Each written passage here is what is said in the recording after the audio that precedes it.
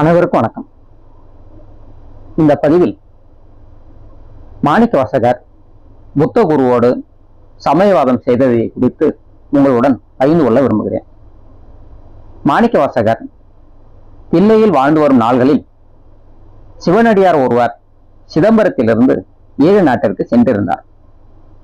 அவ்வடியார் செம் பொன்னம்பலம், திருவம்பலம், திருச்சிற்றம்பலம் என்ற திருநாமங்களை இடைவிடாது சொல்லிக் கொண்டிருப்பவர்.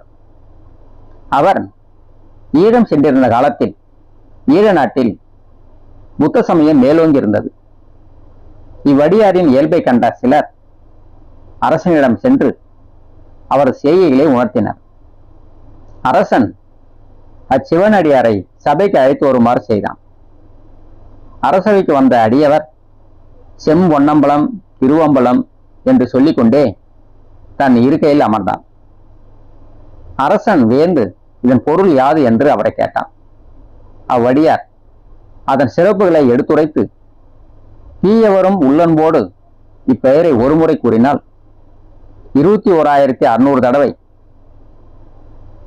திருவைந்து எழுத்தை கூறியதனால் உண்டாகும் பயனை இது தரும் என்று கூறி தில்லை பெருமானின் சிறப்பை எடுத்துரைத்தினார். அங்கிருந்த புத்த மத ஆசாரியன் சிவனடியார் கூறுவதை கேட்டு கோபமடைந்தார். திரிபிடகம் அருளிய எங்க புத்தனை தவிர வேறு தெய்வம் உண்டோ? இன்றே நான் தில்லைக்கு சென்று சைவத்தை வென்று புத்தனே கடவுள் என்று நிலைநாட்டி வருவேன் என்று சூளுரைத்து கிளம்பினார். ஈழத்தரசனும் தன் ஊமை பெண்ணையும் உடன் அழைத்துக் கொண்டு புத்த குருவுடன் தில்லைக்கு புறப்பட்டான். தில்லை அடைந்த புத்த குரு அரசன் முதலானோர் திருக்கோயிலை அடைந்தனர். அக்கோயில் மண்டபம் ஒன்றில் அமர்ந்தனர். கோயில் காப்பாளர் அவர்களை அணுகி புற சமயத்தார் இங்கு தங்குதல் கூடாது என்று கூறினார்.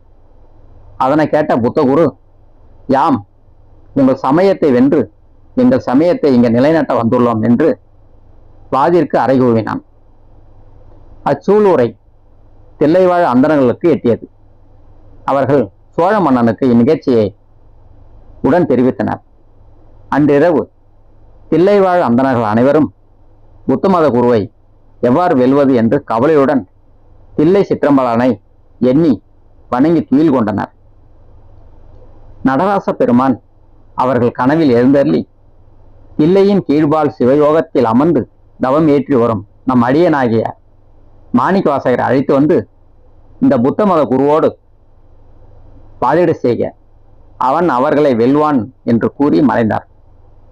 மறுநாள் தாம் கண்ட கனவை ஒவ்வொருவரும் ஒருவருக்கொருவர் சொல்லிக்கொண்டு இறைவன் திருவருளை வேந்து மாணிக்கவாசகர் எழுந்தரில் உள்ள தவச்சாலையை அடைந்தனர்.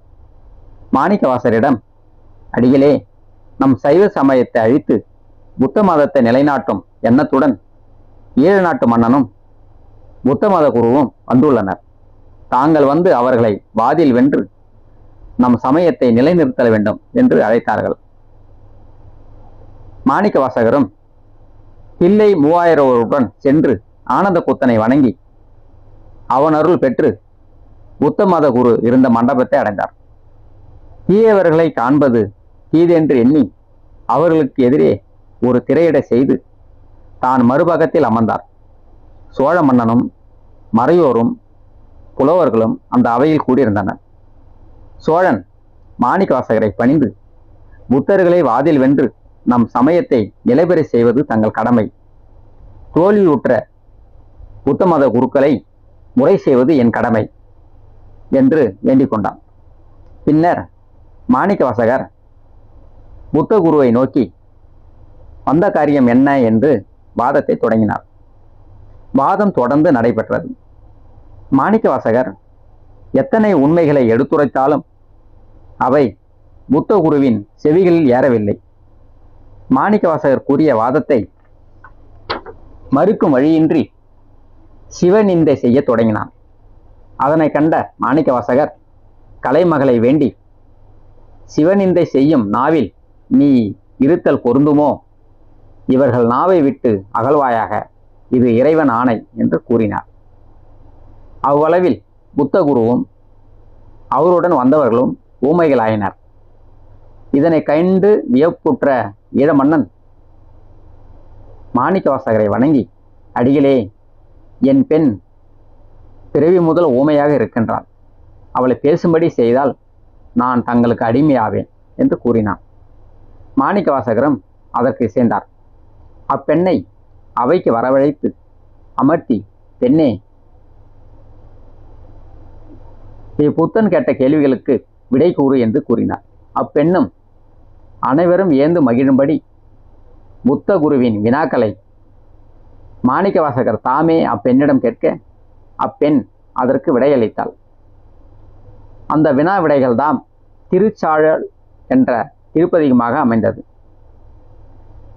ஈழ மன்னனும் அதனை கண்டு மகிழ்ந்தார்.